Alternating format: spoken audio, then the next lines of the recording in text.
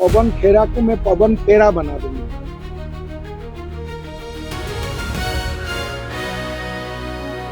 असम विधानसभा चुनाव की गहमागहमी दिल्ली में भी नजर आ रही है। निजामुद्दीन ईस्ट में मौजूद हूं मैं और D12 जो पवन खेड़ा का आवास है, यहाँ असम पुलिस पहुंची हुई है। क्राइम ब्रांच की पूरी टीम यहाँ पहुंची हुई है।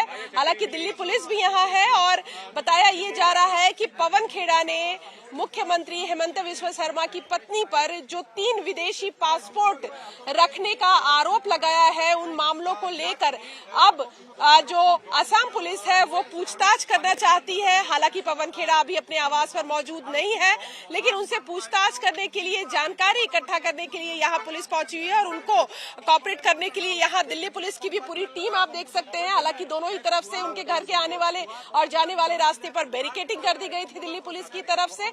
अब ये बैरिकेडिंग धीरे धीरे खोला जा रहा है।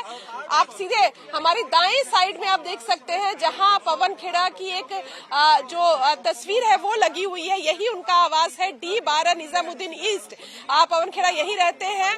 प्रेस कॉन्फ्रेंस न सिर्फ असम में बल्कि दिल्ली में भी किया गया और बड़े आरोप के साथ ये कहते हुए कि देश के इतिहास में पहली बार किसी मुख्यमंत्री की पत्नी के 3 विदेशी पासपोर्ट है। इतने पर ही पवन खेड़ा नहीं रुके, उन्होंने दुबई में उनकी प्रॉपर्टी का जिक्र किया और ये भी कहा गया कि कई और खुलासे हैं जो चुनाव के प्रचार के वक्त और चुनाव के बाद भी किए जाएंगे। जिसके बाद ये इशारा हेमंत बिस्वा शर्मा की तरफ से किया गया कि पवन खेड़ा पर बड़ी कार्रवाई हो सकती है, सख्त कार्रवाई हो सकती है। मानहानि का केस किया गया और उसके बाद जो असम पुलिस है वो दिल्ली पहुंची हुई है। हालांकि पवन खेड़ा के करीबियों से जो बात करने की हमने कोशिश की, उन्होंने कहा कि वो दिल्ली में मौजूद नहीं है। वो कल पुदुचेरी गए थे वहां चुनाव प्रचार के लिए और आज हो सकता है देर शाम तक वो गुवाहाटी में प्रेस कॉन्फ्रेंस करे। तो ये भी माना जाए कि एक तरफ जहां कांग्रेस पार्टी इस पूरी जो कार्रवाई है उसको राजनीति से प्रेरित बता रही है, वहीं कांग्रेस इसको हेड ऑन लेने की बात कह रही है।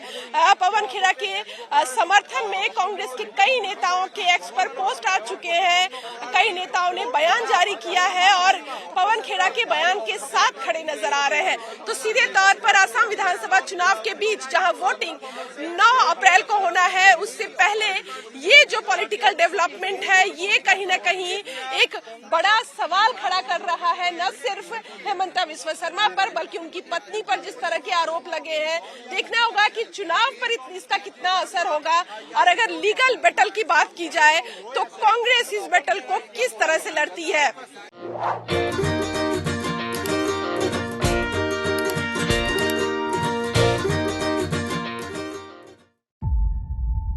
जीरो हमने इन्वेंट किया, हमने बताया दुनिया को जहां योग है वहां रोग नहीं।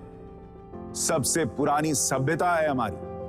गुलामी से तो और देश भी लड़े भाई, पर आजादी के लिए अहिंसा का रास्ता बस हमारा था। अपने पसीने से जमीन सींचता किसान और घर में घुसकर मारने वाले जवान, बस इसी मिट्टी ने जने हैं। इसके हाथ ने जब थामा जज्बा तो इतिहास रचे।